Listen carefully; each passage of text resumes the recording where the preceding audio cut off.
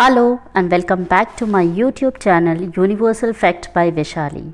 In the previous video we have discussed some of the principles developed by Fioll, जिसमें first one है division of work, authority and responsibility, discipline, unity of command, unity of direction, subordination of individual interest to general interest. These points we have discussed earlier और उसके साथ ही साथ that point also we have discussed difference between unity of command and unity of direction. अब देखिए seventh principal देख लेते हैं, remuneration of employees. Remuneration means होता है सैलरी, ठीक है. द ओवरऑल पे and the compensation should be fair to both employees and the organization. The wages should encourage the workers to work more and better. यहाँ पर remuneration का मतलब वो कह रहा है कि एम्प्लॉयज़ को आप इतनी सैलरी एटलीस्ट दीजिए कि जहाँ पर वो अपनी सैलरी से सेटिस्फाइड रहे, अपने काम से सेटिस्फाइड रहे और उसे आपकी जॉब छोड़ करके जाकर कहीं और काम करने की ज़रूरत ना पड़े. देखिए अगर आप आज की मार्केट में सबसे ज़्यादा कंपटीशन है, ठीक है. अगर आप एक अच्छी सैलरी नहीं देंगे तो दूसरी कंपनी दे देगी और जैसे ही दूसरी कंपनी उसे अच्छी सैलरी देगी तो आपकी कंपनी से वो छोड़कर चला जाएगा. तो एक फेयर आप सैलरी दीजिए अपने एम्प्लॉयज़ को ताकि वो आपकी कंपनी में बना रहे और आपकी कंपनी में अच्छे से अच्छा काम करके आपको दे सके. सेकेंड है एट्थ वन है सेंट्रलाइजेशन एंड डिसेंट्रलाइजेशन. अब देखिए सेंट्रलाइजेशन बेसिकली है क्या. Centralisation means concentration of decision making authority in few hands at the top level. Centralisation basically एक ऐसे मतलब डिसीज़न है जो कौन लेता है, टॉप लेवल लेता है. और डिसेंट्रलाइजेशन क्या होता है, जो पावर सब में सारे लेवल्स में डिस्ट्रीब्यूट कर दी जाती है. देखिए क्या कह रहा है, decentralisation means evenly distribution of power at every level of management. जहाँ पर आपको सारी पावर्स इक्वली डिस्ट्रीब्यूट करनी होती है हर लेवल में, ठीक है. So both should be completely centralized or completely be balanced, as no organization can be completely centralized or completely decentralized. कह रहा है देखिए सेंट्रलाइज्ड होना भी अच्छी बात नहीं है. अगर सारी पावर्स टॉप लेवल को मिल जाएगी तो जाहिर सी बात है, अगर मान लीजिए कोई सजेशंस हैं, कोई व्यूज़, कोई ओपिनियन अगर उनके एम्प्लॉयज़ के पास भी बहुत अच्छे हैं कंपनी को लेकर तो वो शेयर नहीं कर पाएंगे, उनकी बात को नहीं सुना जाएगा, ठीक है. तो सेंट्रलाइज्ड होना भी सही नहीं है. और कह रहा है डिसेंट्रलाइज्ड होना भी सही नहीं है, क्योंकि अगर हर पावर मतलब कोई भी अथॉरिटी या पावर आप सारे लेवल में बांट दोगे तो समझ ही नहीं आएगा कि कौन क्या काम करेगा, किस तरीके से करेगा, और उस लोग उसका मिसयूज़ भी करने लगेंगे, यानी कि अपने अपने हिसाब से हर काम करेगा हर कोई. तो जिससे क्या होगा, कन्फ्यूजन पैदा होगी, कन्फ्लिक्ट्स पैदा होंगे. तो सेंट्रलाइज्ड भी नहीं होना चाहिए, डिसेंट्रलाइज्ड भी नहीं होना चाहिए. एक बैलेंस, दोनों का बैलेंस होना चाहिए हर कंपनी में, हर ऑर्गेनाइजेशन में, ताकि क्या हो, इवनली काम हो सके, बहुत अच्छे से काम हो सके. नेक्स्ट कह रहा है स्केलर चेन. स्केलर चेन से ही आपको वर्ड में समझ में आ रहा हो, यानी कि चेन के थ्रू काम करना है. तो कह रहा है the formal lines of authority between superior and subordinate from the highest to the lowest rank is known as scalar chain. कह रहा है कि एक फॉर्मल लाइन, देखिए जहाँ पर आप फॉर्मली कोई काम करते हैं उसी तरीके से कह रहा है एक फॉर्मल लाइन होनी चाहिए अथॉरिटी की, किसके बीच में, सुपीरियर और उस सबॉर्डिनेट के बीच में, यानी कि हाईएस्ट टू लो. देखिए कोई भी अगर काम है, जैसे मान लीजिए अगर हम स्कूल का ही एग्जांपल ले लें, ठीक है. डायरेक्टर ने कोई भी काम, कोई भी अथॉरिटी पहले किसको दी, प्रिंसिपल को दी, प्रिंसिपल ने वाइस प्रिंसिपल को दी, वाइस प्रिंसिपल ने टीचर्स को दी, या वाइस प्रिंसिपल ने कोऑर्डिनेटर को दी, कोऑर्डिनेटर ने टीचर्स को दी, ठीक है. तो ऐसे क्या हो रही है, लाइन बाय लाइन काम हो रहा है, चेन बाय चेन काम हो रहा है, ठीक है. वैसे ही अगर मान लीजिए कोई टीचर को अगर कोई बात पूछनी है या कोई भी पूछना है या कोई भी काम है, कोई डिसीज़न लेना है या कोई भी ओपिनियन, सजेशन कुछ भी देना है, तो टीचर डायरेक्टर के पास नहीं जाता है. वो क्या करेगा, टीचर जाएगा कोऑर्डिनेटर के पास, coordinator vice principal, vice principal principal, और प्रिंसिपल फिर कहाँ जाएगा, डायरेक्टर के पास. तो इसी तरीके से क्या होता है, काम होता है. This chain should be violated but in emergency employees at the same level can contact through the gang plank by informing the superior. अब कह रहा है मान लीजिए जैसे कि आपको ये पिक्चर में दिखाई दे रहा होगा, ठीक है. ये पिक्चर आपको दिखाई दे रही है. इस पिक्चर में देखिए क्या कह रहा है वो, आप देखिए यहाँ पर चेन बनी हुई है A B D F, फिर दूसरी साइड देखेंगे CEG।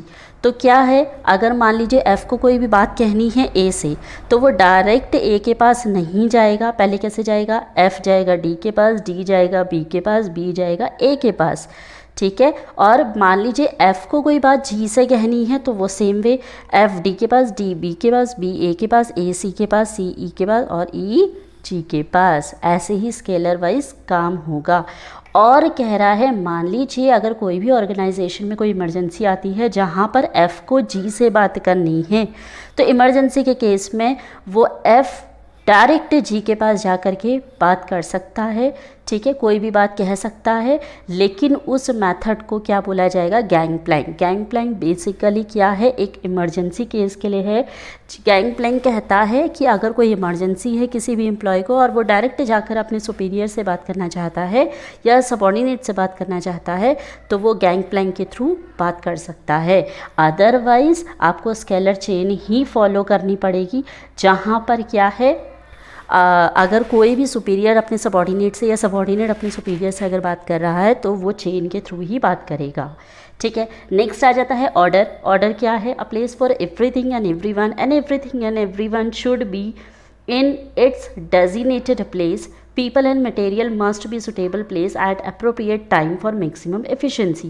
ऑर्डर कह रहा है कि जहाँ पर हर चीज़ सही समय पर सही जगह पर रखी गई हो, ठीक है। हर चीज़ की एक प्रॉपर प्लेस होनी चाहिए। जैसे मान लीजिए कोई भी टूल्स हैं, कोई भी मटेरियल है आपकी ऑर्गेनाइजेशन का या आपकी कंपनी का, अब मान लीजिए कोई भी मटेरियल है, किसी ने उठाया उसे यूज़ करा और दूसरी जगह पे रख दिया, या कोई टूल्स है उसे यूज़ करे किसी एम्प्लॉय ने और दूसरी जगह पे रख दिया। अब क्या है, दूसरे एम्प्लॉय को अगर उस टूल की या मटेरियल की ज़रूरत पड़ती है तो वो क्या करेगा, उसकी अपनी प्रॉपर जगह में तो उसको रखा नहीं गया है, दूसरी जगह पर रखा गया है, तो वो हर जगह ढूंढता रहेगा। तो इससे क्या होगा, wastage of time, wastage of energy होगी। तो यहाँ पर कह रहा है कि आपको अपना सामान या अपना मटेरियल या कुछ भी या लोग भी अगर एम्प्लॉयज़ भी अगर हैं तो उन्हें प्रॉपर जगह पर सेट किया जाए, एक डेजिग्नेटेड प्लेस दी जाए हर जगह के लिए, ठीक है, ताकि वो सामान आपको या लोग आपको ईज़िली प्रोवाइड हो जाएं, ठीक है।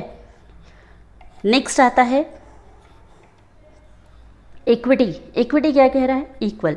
The working environment of any organisation should be free from all form of discrimination. यहाँ पर कह रहा है हर मतलब एक ऐसा वर्किंग इन्वायरमेंट होना चाहिए आपकी ऑर्गेनाइजेशन में जहाँ पर कोई भी भेदभाव ना किया जाए। डिस्क्रिमिनेशन मतलब होता है भेदभाव करना, ठीक है। तो वो कोई भी ऑर्गेनाइजेशन भेदभाव से फ्री होनी चाहिए, यानी कि कोई भी भेदभाव ना हो, ठीक है, चाहे वो रिलीजन को लेकर हो, लैंग्वेज को लेकर हो, कास्ट को लेकर हो, सेक्स मतलब जेंडर को लेकर हो, या कोई भी बिलीफ कोई धारणाओं को लेकर के हो, या किसी यूनिटी ऑफ कमांड के बेसिस पे हो, या यूनिटी ऑफ डायरेक्शन के बेसिस पे हो, नेशनलिटी के बेसिस पे हो। तो किसी भी तरीके से आप डिस्क्रिमिनेशन किसी भी ऑर्गेनाइजेशन में नहीं कर सकते, ठीक है। अब क्या है, मतलब डिस्क्रिमिनेशन नहीं कर सकते, इसका मतलब ये नहीं है कि अगर पियोन है तो उसकी सैलरी भी सेम होगी और कोई मैनेजिंग डायरेक्टर है तो उसकी सैलरी भी सेम होगी। सैलरी सबकी अलग अलग हर कैटेगरी के हिसाब से डिसाइड की जाती है या की जाएगी, लेकिन जो डिस्क्रिमिनेशन है वो किसी भी तरीके से किसी के साथ भी नहीं किया जाएगा। जैसे मान लीजिए अगर कोई टॉप लेवल में बॉस है, उसकी हाई सैलरी है, तो ऐसा नहीं कि उसको बहुत अच्छा फेयर ट्रीट करा जाएगा, और कोई पियोन है जिसकी कम सैलरी है तो अच्छा इसकी तो कम सैलरी है, ये पियोन कैटेगरी में है तो इसके साथ भेदभाव किया जाएगा। नहीं, आप डिस्क्रिमिनेशन किसी भी बेसिस पे नहीं कर सकते। And principle of justice and fair पे शुड बी फॉलोड। ये प्ले नहीं लिखा हुआ है, वो पे लिखा हुआ है, ठीक है। तो यहाँ पर कह रहा है, ये प्रिंसिपल बताता है कि आपको अपनी ऑर्गेनाइजेशन में हर किसी के साथ जस्टिस करना है और एक फेयर पे देनी है। फेयर पे मतलब जो जैसी रैंक में है, जो जिस पोजीशन में है उस हिसाब से आप उसे सैलरी दीजिए। यहाँ पर आप ये नहीं करोगे कि हाँ अगर डिस्क्रिमिनेशन नहीं करना, भेदभाव नहीं करना तो सबको इक्वल सैलरी दे दी, ऐसा कुछ नहीं करना है, ठीक है, वो मैं आपको बता चुकी हूँ। No worker should be unduly favoured और पनिश्ड। आप किसी के साथ भी कोई भी फेवर मत करो या फिर किसी को बेवजह पनिश भी ना करो, ठीक है। नेक्स्ट आता है stability of personal. After being selected and appointed by the rigorous procedure, the selected person should be kept the post for a minimum period decided to show result। कह रहा है स्टेबिलिटी रखिए, आप किसी भी पर्सनल की एक स्टेबिलिटी रखिए। देखिए मान लीजिए एक कंपनी है, एक कंपनी ऐसी है जहाँ पर एम्प्लॉय ज़्यादा टिक नहीं रहे हैं, वो अपनी एम्प्लॉयज़ को क्या कर रहा है, बहुत जल्दी जल्दी निकाल दे रहा है, ट्रांसफ़र कर दे रहा है या टर्मिनेट कर दे रहा है, तो भी क्या होगा, उस कंपनी की रेपुटेशन गिर जाएगी। क्यों?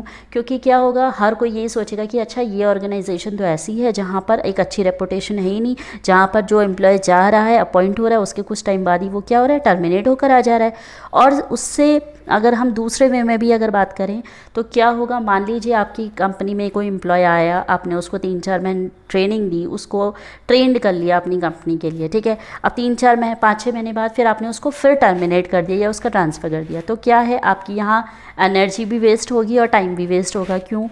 एनर्जी इसलिए वेस्ट हो रही है, आप इतने महीने उनको ट्रेनिंग दे करके समझा रहे हो काम और फिर उसके बाद निकाल दे रहे हो। तो यहाँ पर क्या करना है, अब दूसरा एम्प्लॉय आया, आपने उसको फिर ट्रेनिंग दी, फिर उसको समझाया, ट्रेंड करा और फिर उसको निकाल दिया। तो यहाँ पर क्या है, एक स्टेबिलिटी नहीं हो पा रही है, आपके लिए भी अच्छा नहीं है, एक ऑर्गेनाइजेशन के लिए और एम्प्लॉय के लिए भी अच्छा नहीं है। मान लीजिए कोई एम्प्लॉय है, वो कुछ महीने काम कर रहा है, उसका मन नहीं कर रहा तो उसने छोड़ दिया, या फिर दूसरा एम्प्लॉय आया, उसको भी एक अच्छी सैलरी नहीं लगी तो उसने फिर छोड़ दिया। तो बार बार अगर एम्प्लॉय भी अगर जॉब छोड़ा तो उसकी रेपुटेशन के लिए भी अच्छा नहीं है, क्योंकि क्या है, उसे एक एक्सपीरियंस गेन नहीं हो पाएगा और एक्सपीरियंस गेन नहीं होगा तो एक अच्छी कंपनी में वो जॉब नहीं कर पाएगा। तो दोनों के लिए ही स्टेबिलिटी लाना बहुत ज़रूरी है, चाहे वो एक ऑर्गेनाइजेशन हो, चाहे फिर वो एम्प्लॉयज़ हों। तो कह रहा है कि अगर आप किसी को भी सेलेक्ट कर रहे हो, एम्प्लॉय को या अपॉइंट कर रहे हो, तो एक प्रॉपर प्रोसीजर के साथ कर रहे हो, तो क्या करना है, उसे एक टाइम पीरियड तक, जैसे आपने देखा होगा बहुत सारी कंपनीज़ क्या करती हैं, बॉन्ड भरवाती हैं 1 साल का, 2 साल का, जहाँ पर वो कहती हैं कि एम्प्लॉयज़ 1 साल तक या 2 साल तक हमारी कंपनी से जॉब छोड़कर नहीं जा सकते, अगर वो जाते हैं तो हम क्या करेंगे, क्लेम करेंगे। तो ऐसा ही क्या करना है, आप बॉन्ड मत भरवाइए या क्लेम मत करिए, लेकिन कहने का सेंस ये है कि एक क्राइटेरिया रखिए कि आपको इतने मिनिमम टाइम पीरियड तक अपने एम्प्लॉय को अपने साथ रखना ही रखना है, क्योंकि आप उसको ट्रेनिंग देकर इतनी मेहनत कर रहे हैं, तो आप उसको निकाल देंगे तो दूसरे के साथ भी आपको वही मेहनत करनी है। या फिर एम्प्लॉय को भी जल्दी जल्दी जॉब नहीं छोड़नी चाहिए, क्योंकि उससे उसका एक्सपीरियंस नहीं बन पाएगा, ठीक है।